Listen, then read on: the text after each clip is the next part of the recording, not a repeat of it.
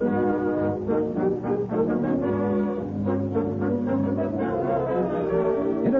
Silver Company presents The Silver Theater, starring Ida Lupino and Conrad Nagel in Challenge for Three. Brought to you on behalf of two of the greatest names in silverware, International Sterling, world-famous solid silver, and 1847 Rogers Brothers, America's finest silver plate.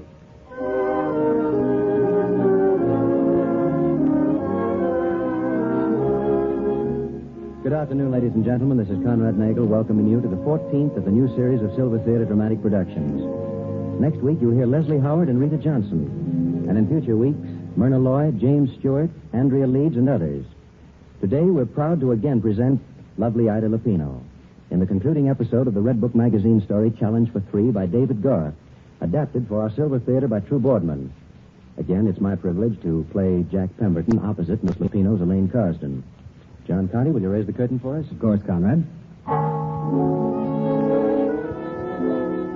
And now lights are being dimmed, and the silver curtain is rising on today's concluding chapter of Challenge for Three. Several weeks have passed since the death of Nathaniel Carsden, pioneer copper magnate. And in the library of the Carsden home, Elaine, his granddaughter, sits, surrounded by relatives and trusted servants, listening as Jack Pemberton, young attorney and college professor, finishes reading old Nathaniel's will. Keeper of the country estate, the sum of $3,000. To Arthur Gerald, my personal valet and butler, the sum of $10,000. And to any and all servants not herein mentioned who have served me for a period exceeding 6 months, the sum of $1,000 each. That's all perfectly clear to everyone? Perfectly, Mr. Pemberton, perfectly. I'm sure that we all agree that dear Nathaniel provided handsomely, not only for those of us related to him by blood, but for those who have served him faithfully as well. That's right, Mr. Pemberton. And I know I speak for all the servants when I say we're grateful. Elaine, there's nothing you wish to question? I mean it's all perfectly satisfactory to you so far? Of course, Jack, go ahead. Right. All of the above bequests having been made, Miss Elaine, forgive me, miss, but it's most urgent. Yes, Gerald? It's that Mr. Norroy again. I told him I couldn't disturb you now, but he said to tell you that he wouldn't come again. That you would know what that means, miss. But All right, Gerald, ask him to wait. I'll see him when this is over. Goodness. Elaine, there's nothing wrong? No, of course not. I'm so sorry, Jack. Please go ahead. All right. All of the above bequests having been made, the remainder of my holdings are to be converted into cash and held in trust for my beloved granddaughter, Elaine Natalie Carsden. She is not, however, to inherit the bulk of said fund for 10 years from the day of my death, nor may she in any way borrow against said fund. And in the meantime, she shall receive only the sum of exactly $100 per month from my estate. Why, Elaine, that's absurd. $100 a month. Please, Aunt Elvia, let Mr. Pemberton finish. Go on, Jack. Well, Elaine, perhaps you'd better read the rest of it yourself. Why? All right, Jack. Furthermore, this provision has not been made without due and careful thought. It was the will of a higher power than ours that mine should be the duty of raising my granddaughter to womanhood. And I see now, as I make this my last testament, that I have partly failed in my duty. I failed in that I loved her so much, I never gave her a chance to achieve a true and deep understanding of life. Thus, this provision in my will, the only thing I can leave to Elaine that should, if she's a true Carsden, bring her the happiness I desire for her. And I'm betting on it. I want her to remember that. Well, that's all of it. Well, I say it's absurd. Now, Don't Elvia. interrupt me. I say it's Yes, absurd. What is this 10-year nonsense, Mr. Pemberton? Nathaniel never mentioned it to me. Well, that's quite understandable. He just decided on that clause a short time before his death, Miss Carsden. I say Elaine should fight it, and all the rest of us should back her up. Well, I won't. I won't contest a word of that will. I knew that Two Gun had put this in the will. He told me so. He also told me why. Now, would you mind going now, all of you? Oh, now, Elaine, you're just upset and not thinking clearly. After all, there are times when I haven't exactly approved of your carryings on myself. Carrying all over the place, getting your name in the papers. But when it comes to letting $10 million sit in the bank while you live on $100 a month, well... Now, please, Aunt Elvia, it's all right. You see, Two Gun was convinced that I wasn't a real Carsden. He thought this might make me one. Perhaps he was right. Anyway, I'm going to try and find out. Well, all I can say is that you insist on being foolish and sentimental. I suppose it's your own funeral. Come, Marvin. Yeah? Oh, yes, dear. I'm sorry, Elaine. It's all right, Uncle Marvin. Goodbye. Goodbye, dear. Elaine, Yes, Jack. you were pretty swell about all this. Was I? I'm proud of you. I'm glad. Elaine, what's wrong? Why not tell me? These last few weeks, of course, I know you've been upset about Two Gun, but there's been more than that. Something I can't quite figure out. What is it, Elaine? You know I'd like to help you. That commission or whatever it is, Jack, for the government. Leaves soon now, doesn't it? For Paris, I mean. Yes, the end of the week, but It's going to be so swell for you, I'm sure of it. Elaine, why don't you answer my question? Your pardon, Miss Elaine, but Mr. Norroy, you haven't forgotten. No, of course not, Gerald. Jack, would you mind going along now? I have an appointment. Norroy. I've heard that name before. Who is he? You don't know him. Go on, Jack, please. This fellow has something to do with whatever it is that's been upsetting you, hasn't he? Now, please, Jack, you've got to keep out of this. Take my word But, for it. Elaine, You're executor of the Carsden estate, but you're not running my personal affairs, and I want to see Mr. Norroy alone. All right. Of course. Goodbye, Elaine. Goodbye, Jack. Gerald, tell the gentleman I'll see him now. Come in. Thank you. Well, I'm glad you finally decided to see me, Miss Carsden. Didn't leave me very much choice. Well, Well, first of all, about your grandfather, naturally, look, would you be good enough to leave Mr. Carsden out of this? Oh, I'm sorry. I only wanted you to understand that even in my business we have sensibilities. We were more than willing to drop the matter of the medallion for a while Until now. Yes, I understand. And now you've come to remind me that you can prove I smuggled the yuan medallion into this country. And that to keep you from telling the Customs Department about it, I must either help you smuggle the Allardyce necklace in from England or pay you $50,000. Well, you seem to have all the facts pretty well marshaled. It's good of you to make it so easy for me. I'll make it still easier. I'm not going to do either one, Mr. Norroy. Oh, I see. Well, it's too bad. What you really want from me is money. Well, it so happens I haven't any. $100 a month for 10 years. That's my entire income, according to the terms of my grandfather's will. And I can't borrow against the estate in advance. Really? Well, it would seem now that you no longer have an alternative. If you mean by that I'm going to work with you and your friend Mr. Turgott, help you to smuggle in that necklace, you're That's wrong. exactly what I mean. Well, I'm not. I smuggled things into this country, yes. That yuan medallion, for instance. But I did it for fun to see if I could get away with it. Really? Well, my witnesses don't look at it that way. They think that what they saw was the working out of a definite plan. A plan between you and your friend Jack Pemberton. You know that's not true. No? Heiress returns from Europe. Young college professor meets her on dock before she's undergone customs inspection. She slips valuable medallion into his pocket. And he doesn't know? I'm afraid it makes me laugh, Miss Carsden. Just as it would make a jury laugh. Yes, but don't you see, if you involve Jack in They'd this, you... probably ask him to resign from that international commission he's been appointed to. I know. That would be unfortunate. Mr. Norroy, please. Find someone else to help you on this necklace job. I can't do it. There's a lot of reasons I wouldn't expect you to understand. Please. I'm sorry, Miss Carsden. I'd like to be agreeable, but there's no one else we could find with either your intelligence or your social connections. And in a case like this, both are invaluable. I'll run along now, but about 4 tomorrow afternoon, I'll be calling on the Chief Customs Inspector with an interesting story about the yuan medallion. That is, unless, in the meantime, you make up your mind to stop me. Goodbye, Miss Carsden. I hope it isn't too long before I see you again. You know where to reach me. Well, Grandfather, you seem to have managed to leave a girl pretty much on the spot. So you were betting on me. That's swell. That's wonderful. Elaine. Jack, you didn't go. With that fellow here and you feeling about him as I know you do, of course I didn't go. Elaine, will you listen to me? Jack, don't ask me any questions, but do you really want to help me? Do you have to ask that? Is your car here? Of course, outside. Let's get anything right. I don't care where. It's just that I've got to think something through. Now, remember, Two Gun said once he could always think at least twice as clear with the wind in his face. So I'm going to find out if he was right.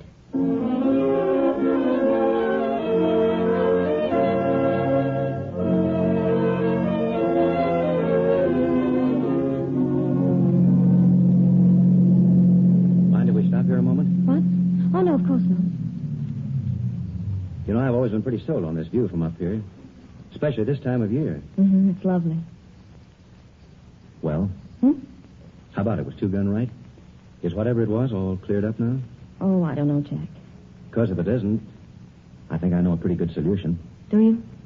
Elaine, darling, I know it's pretty soon to speak of this, but somehow I don't think Two Gun would mind. And, well, as I told you once before, this commission appointment of mine rather makes a difference. I do wish you'd marry me and come to Paris with me, Elaine. Well, you need more wind in your face to think of an answer to that one? Oh, Jack, I don't know. Haven't been thinking about us somehow. Of course, I haven't forgotten what you said about wanting the man you marry to be a knight in shining armor, but... Well, I had an idea that maybe my turning diplomat might make me eligible. Maybe it will later on. You know you've been the Rock of Gibraltar these last few weeks. But not now, eh? Not now? Now when there's something really worrying you. You won't let me help. Well, it's just that there's nothing you can do, Jack. I could do a swell job of trying. But, well, look. Do you remember what Two Guns said about wanting me to be a real Carsden? Yes. Well, a real Carsden, what he meant by one, couldn't become a criminal, could she? I mean, just go out and intentionally break the law. Of course not. But on the other hand, that same real Carsden wouldn't mess up somebody else's life. Somebody that was fond of them. In love with them even, would she? No, I don't suppose she'd do that either. So you see, that's it. That's why you can't help, Jack. Elaine, please, will you stop talking in circles and tell me what this is all about? What has that fellow Noroi to do with it? Why is it a case of honesty against loyalty? Loyalty to whom? That's it, Jack. Honesty against loyalty. That's what I have to decide. And I think I have decided. Elaine. You can start that now. I think I know what I'm going to do. It still comes a long ways from being Two Guns' idea of a Carsden. I'll bet if he'd ever been on the same kind of a spot, he'd have made the same decision. Anyway, Two Guns, I hope I'm right.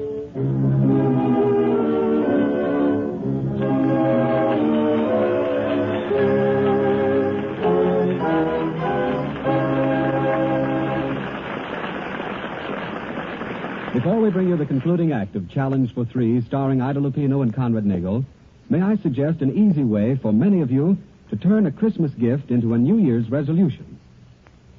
A week ago, many of you I know became proud owners of your first sterling silver. You received International Sterling's stunning Me to You set. And having seen with your own eyes the rich, lustrous beauty of this exquisite solid silver, now more than ever, you long for a complete service of solid silver. So why not, this New Year's Day, resolve that you'll get that complete service? That little by little, during 1939, you'll add extra matching pieces to that Christmas Me to You set. Resolve, for example, to get another Me to You set every month. It only costs $16.75, and by getting one set a month, you'll have a solid silver service adequate for simple entertaining in practically no time. Or perhaps you can afford more pieces at once. Then go to your silverware dealer and talk with him. He'll be delighted to help you make your selection and to tell you about International Sterling's convenient budget payment plan, whereby you too can easily achieve your heart's desire. A complete service of solid silver by International Sterling.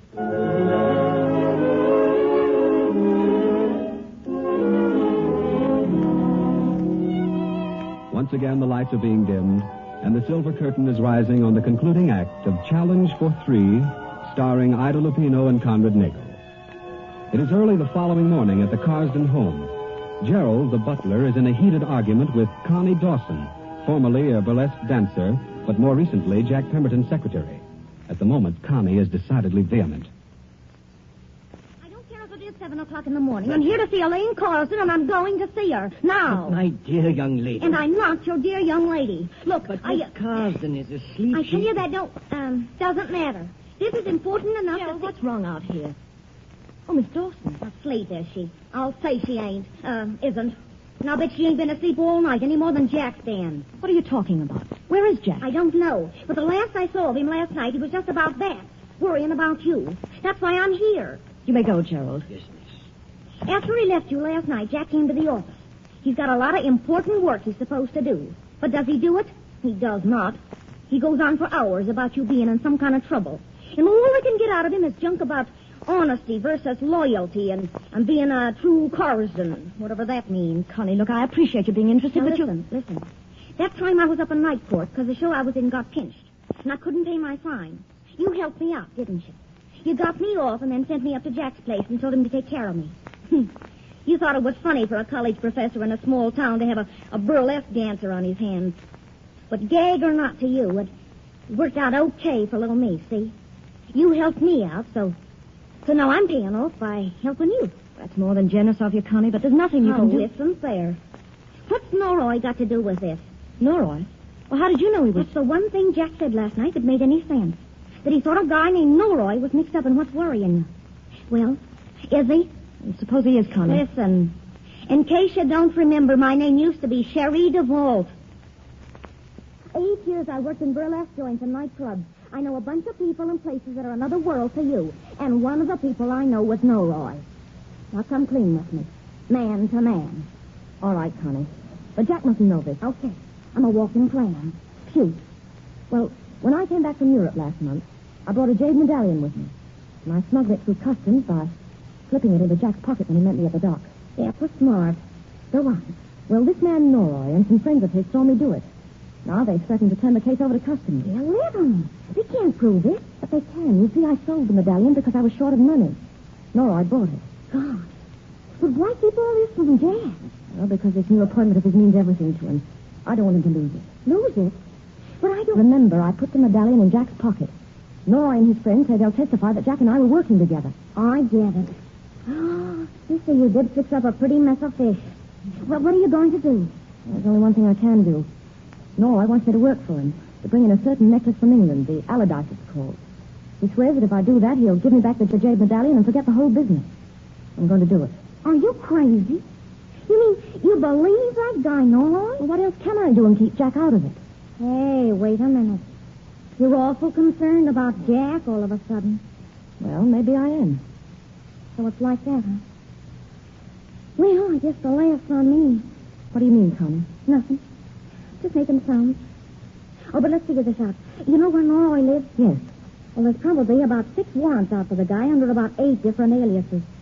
But tipping off the law twin still wouldn't get you in the clear. As long as he has that medallion... Wait a minute. What? That medallion. That's all they got on you. I mean, without that, they couldn't prove nothing. Anything. But the point is they do have Here's it. the answer. What? How much nerve have you got? Well, I guess I've got my share. That's what it'll take. Now, look, here's the thing for you to do. Listen, you go with these guys, see, and tell them it's okay. Tell them you decided to work with them just as they want. But all the time you're just waiting for a chance to get your hands on that medallion. It might take a day or it might take a month. But if you play your cards right, sooner or later the chance will come. And once you've got the medallion away from them, you're in the clear. And Jack, too. They can't do a thing.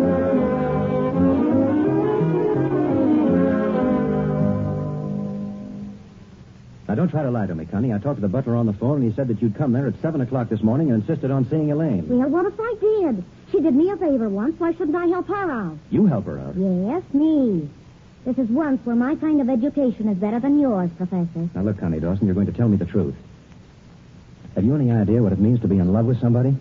Yeah. Yeah, I guess I got an idea. Well, in case it's news to you, I'm in love with Elaine Carsden. And if she's in some kind of trouble, I'm going to be the one to get her out of it. Yeah, but... Well, listen. Which is more important to you? Her or that new job of yours? That's a crazy question. Elaine, of course. Yeah, I was afraid of that. Okay, Jackie boy. I'll tell you where she is and why. And then keep my fingers crossed when it all comes out straight. Anyway, it'll give you your chance to be that guy in shining armor.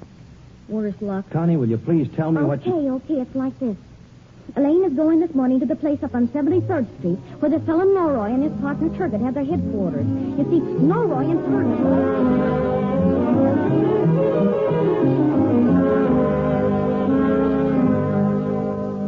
Oh?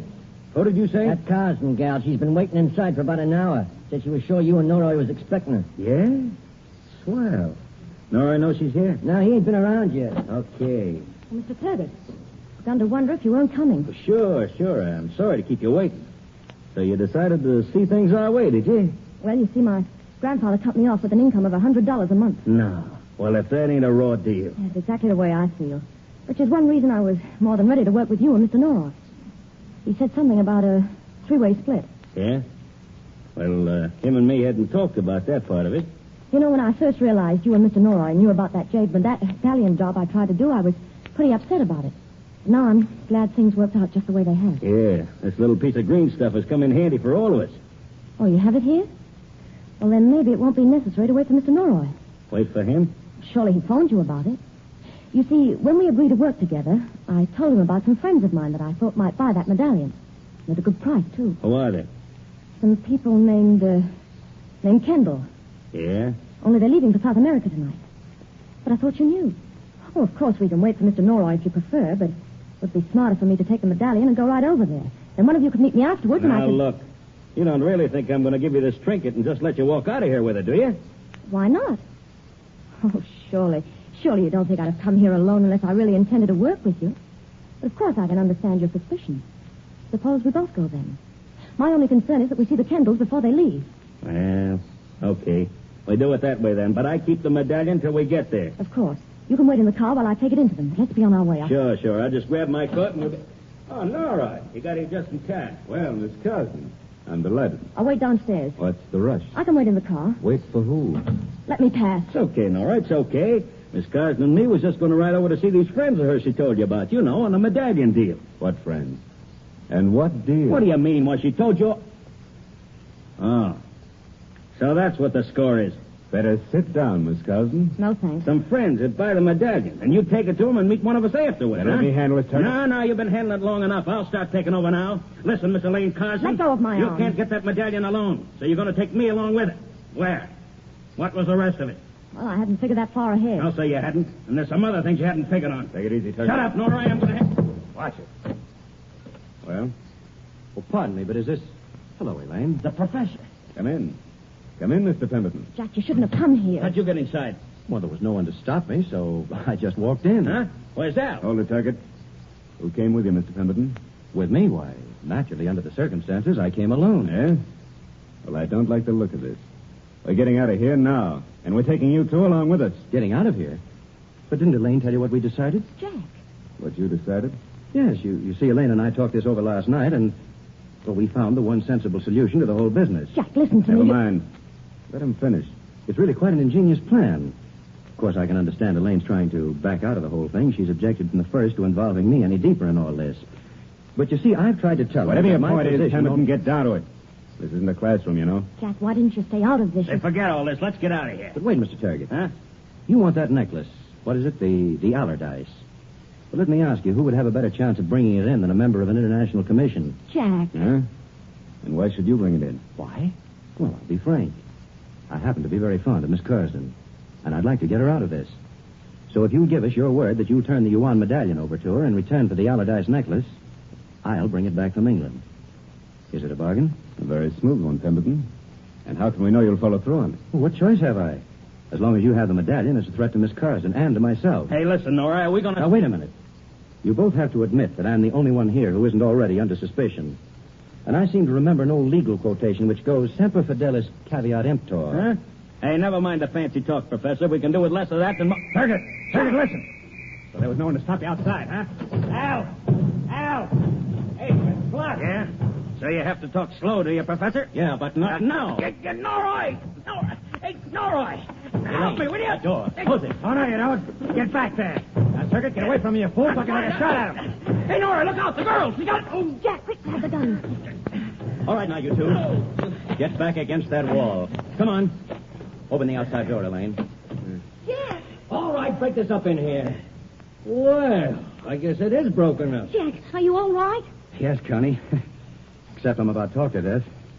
5 minutes more and I'd have run out of lecture. I thought you'd never get him here. These are the men, are they, Mr. Pemberton? Yes, none of them went out there in the hall. All right, take them out, Thompson. You heard him, you two. I suppose you think the sense the matter, Miss Cosby? She knows it does, Norrie. Or she will when I tell her. You see, the customs inspector knows all about the Yuan medallion. But he's sure his department can afford to be lenient with the people who helped the authorities find you and Mr. Turgett. We'll pay the duty on it, and that will be the end of the matter. All right, come on, move along. The inspector said you and the lady would be down to headquarters to straighten this out. Yes, that's right. You can go ahead. Okay. Well, I would say the Marines had landed and had the situation well in hand. The Army, Navy, and Marines. Yeah. Well, I guess it's time for the Marines to be moving along and leaving the Army and Navy to fight it out. Thanks, Connie.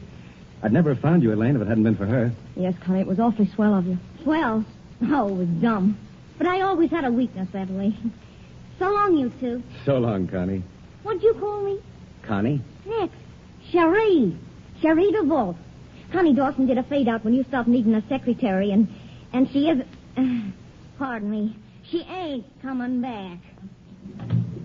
Oh, Jack. Yeah. Jack, you're... Elaine, you were crazy to come here. Do you know that? What about you? Well, isn't there an old saying about fools rushing in where angels don't fear to tread? That's all backwards. So's the whole business. You, darling. In that fight, you weren't a conservative college professor. You were... Jack. You were that knight in shining armor. Well, anyway, that was the idea.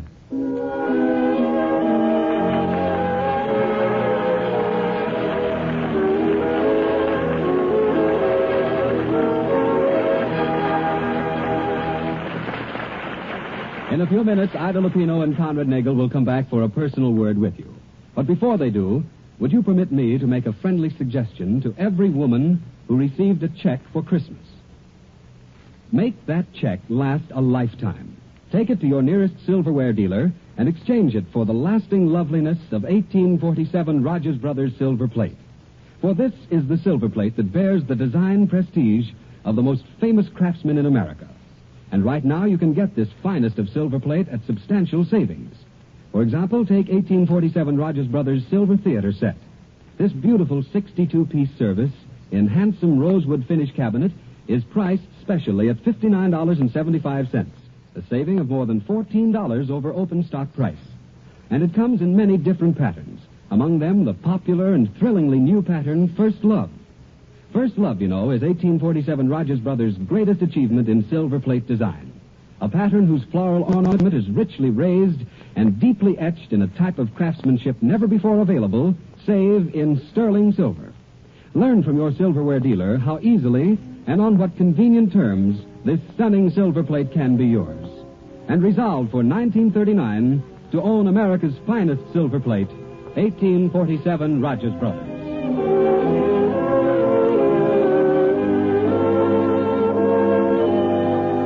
And now back to our director, Conrad Nagel, who's escorting Ida Lupino out in front of the silver curtain to meet you in person.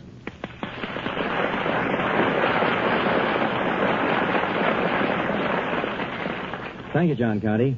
Well, Ida, after being behind the scenes all these weeks, I can't begin to tell you how grand it's been working with you in a dramatic role. You know, you were swell. Oh, that's sweet of you, Conrad. I have a TL for you, too.